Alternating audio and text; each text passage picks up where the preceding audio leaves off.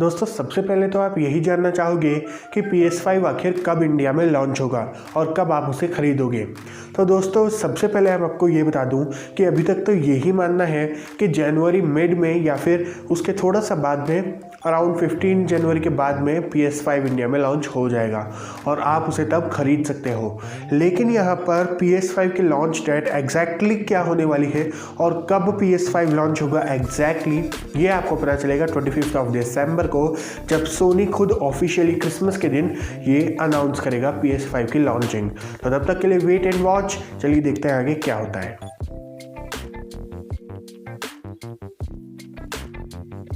हालांकि दोस्तों PlayStation 5 एक बहुत अच्छा गेमिंग कंसोल है, नो डाउट, लेकिन मैं आज आपको बताने वाला हूं कि क्यों आपको PlayStation 5 अभी नहीं खरीदना चाहिए और क्यों ये आपके लिए घाटे का सौदा हो सकता है। इसका गलत मतलब बिल्कुल मत निकालना और वीडियो बीच में छोड़ के तो किसी हालत में मत जाना, क्योंकि दोस्तों मैं आज आपको जो इंपॉर्टेंट बातें बताने वाला हूँ वो शायद ही आपको कोई और यूट्यूबर बताएगा और आपके लिए ये बातें जानना बहुत ज़्यादा इम्पॉर्टेंट है।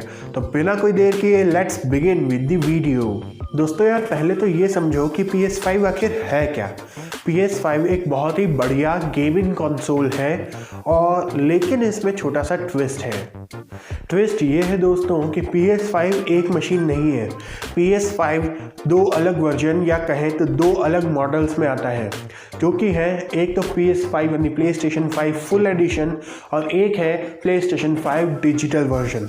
अब यार इनमें आपको कहने को तो सिर्फ इतना फ़र्क मालूम होगा कि एक में आपको CD ड्राइव मिलेगा, DVD ड्राइव मिलेगा और दूसरे में नहीं मिलेगा। लेकिन दोस्तों क्या इतना सा ही फ़र्क है?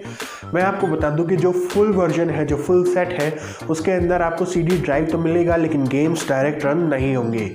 आपको उन गेम्स को अपने SSD जो कि इनबिल्ट SSD है PlayStation 5 की, उसके अंदर आपको उसे इंस्टॉल करना पड़ेगा। तो यहाँ पर आपको गेम को CD से डायरेक्ट रन नहीं करना होगा बल्कि इंस्टॉल करके और उसके बाद CD निकाल के उसे रन करना होगा।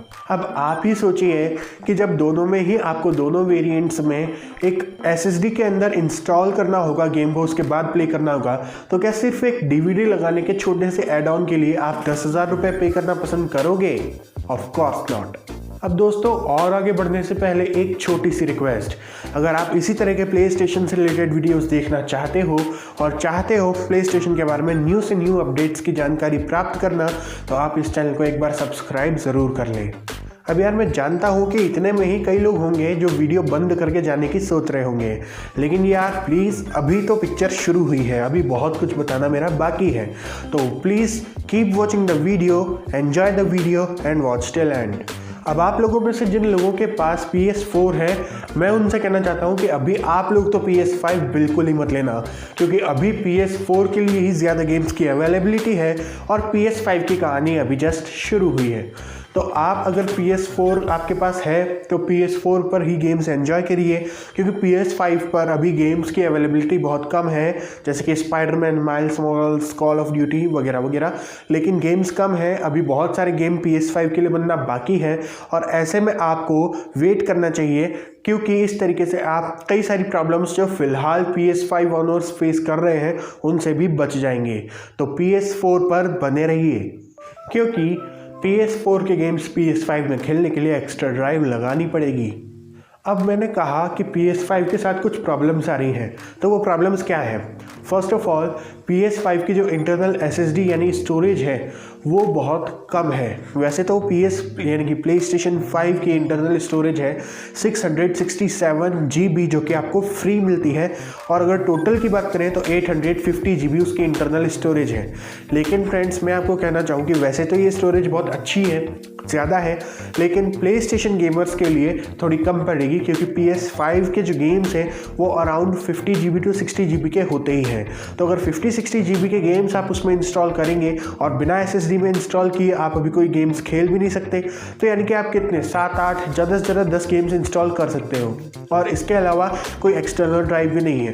अभी तो उनकी बात हुई जो छोटे छोटे गेम्स इंस्टॉल करते हैं। मैं आपको बता दूं कि कुछ गेम्स जो कि मोस्ट फेवरेट हैं वो 200 से 250 GB के भी हैं, तो ऐसे तो बस 2-3 गेम्स में ही उसकी SSD फुल हो जाएगी। इसलिए क्योंकि अभी तक PS5 की जो ऑफिशियल एक्सटर्नल SSD है वो सोनी ने लॉन्च नहीं की है और कोई और SSD PS5 सपोर्ट नहीं करता, इसलिए आपको अभी थोड़ा वेट करना चाहिए।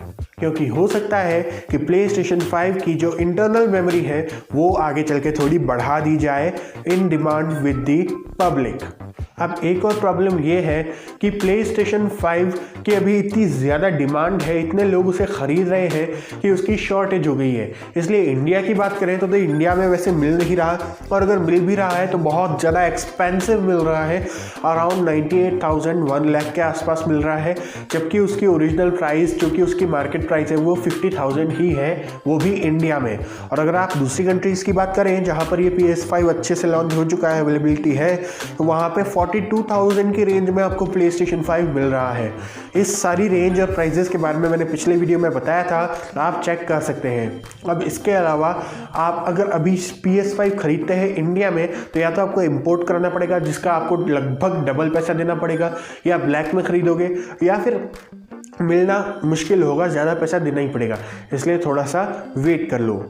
तो फ्रेंड्स, ये थी वो छोटी मोटी प्रॉब्लम्स जो कि आपको फेस करनी पड़ेंगी अगर आपने अभी प्ले स्टेशन 5 परचेज़ कर लिया।